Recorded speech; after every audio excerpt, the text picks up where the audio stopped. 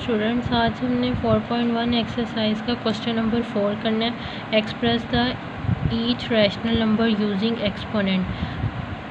आपने हर rational number को exponent use करते हुए एक्सप्रेस करना है। फर्स्ट क्वेश्चन है 121।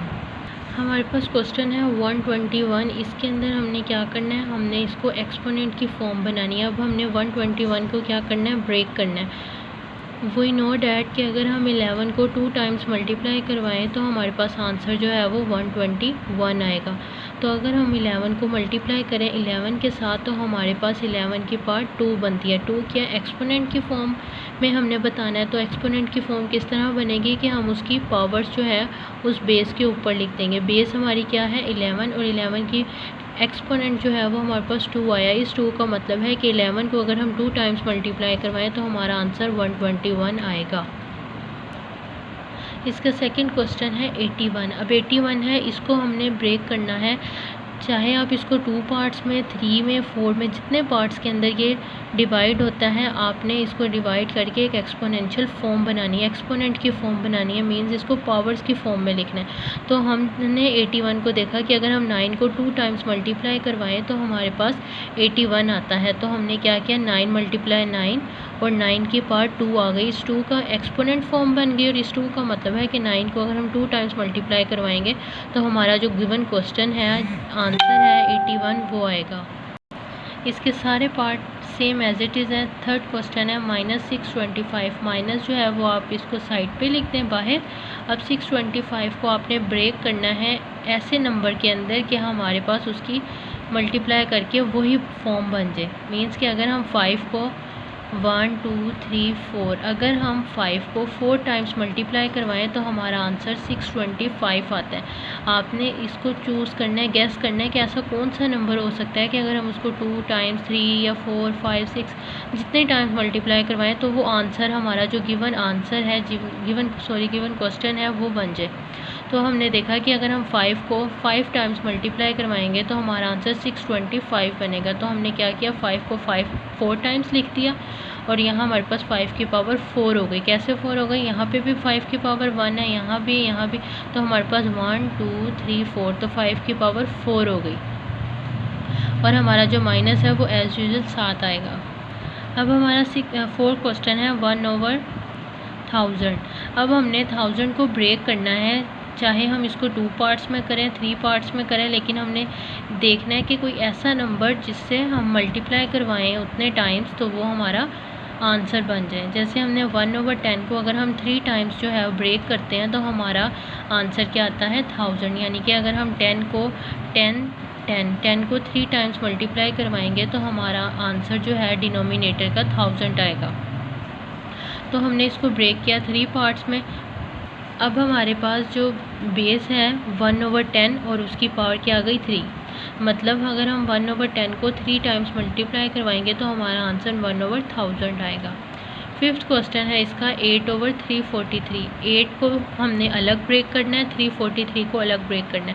हम देखेंगे कि अगर हम 8 को 2 लेते हैं और उसको हम 3 टाइम्स मल्टीप्लाई करवाएंगे तो हमारा 8 बनता है। और इसी तरह 343 को हमने 3 पार्ट्स के अंदर डिवाइड किया 7 से। 7 × 7 करेंगे तो हमारा 343 आएगा। और 2 को 3 टाइम्स करेंगे तो हमारा 8 आएगा। तो ये 2 की पावर क्या बन गई 3। ये अलग अलग करके लिखी हुई थी, बेस सेम थी तो हमने पावर्स के अंदर इकट्ठा लिख दिया 2 और इसकी पावर क्या थी 3। इसी तरह 7 और उसकी पावर 3 है तो हमने इसको 2/7 की पावर ऊपर 3 लिख दी।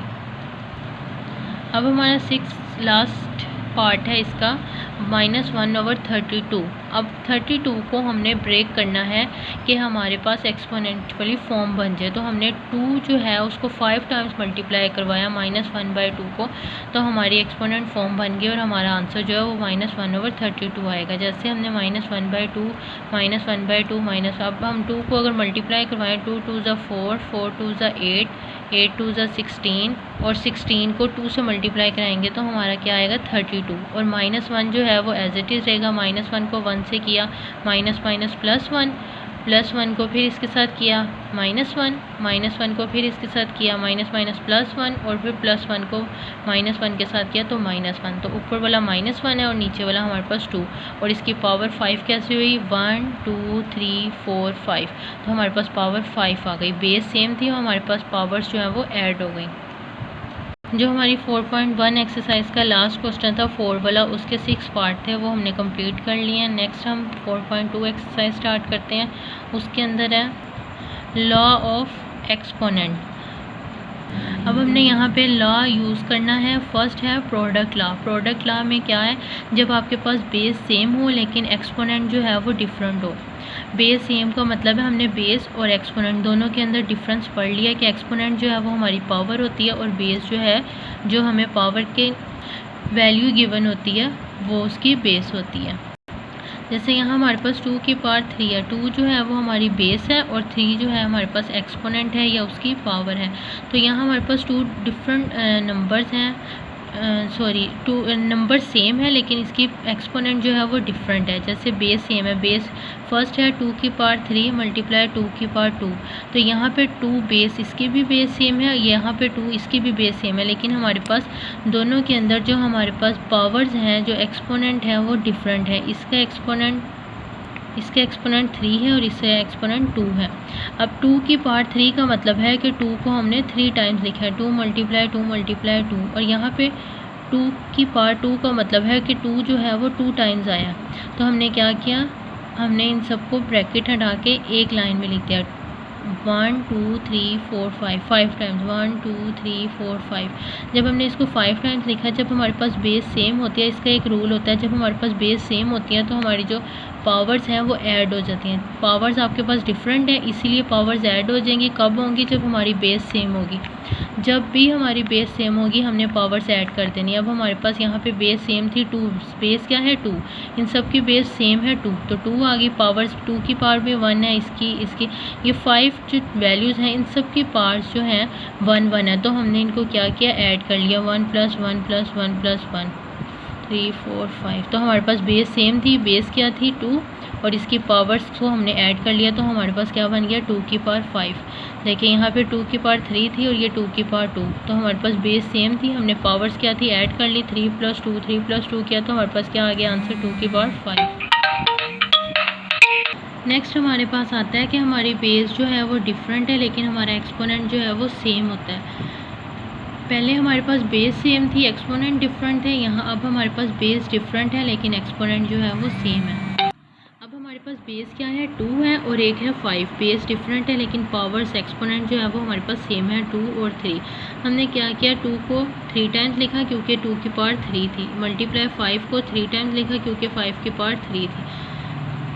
अब हमने क्या करना है, एक 2 की बेस लेनी है और एक यहाँ से 5 लेना है। 2 × 5 फिर 2 × 5 2 × 5।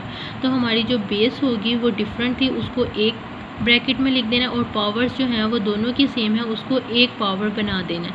जैसे हमारे पास इन सब की पावर जो है वो 3 थी और बेस डिफरेंट थी, उसको हमने एक कैटेगरी में एक ब्रैकेट में लिख दिया 2 × 5 और उसकी पावर क्या आ गई 3। इसके अंदर हमने ऐड नहीं करना क्योंकि हमारे पास पावर्स यानी एक्सपोनेंट डिफरेंट है। वहाँ पे हमारे पास पावर्स सेम थी, बेस सेम थी, इसीलिए पावर्स ऐड हो गई। यहाँ बेस जो है वो डिफरेंट है और पावर्स जो है वो सेम है, तो पावर्स सेम लिख दी और बेस जो है वो डिफरेंट थी, उनको एक ब्रैकेट के अंदर कंबाइन कर दिया। जैसे अगर हम एग्जांपल देखें, फर्स्ट एग्जांपल है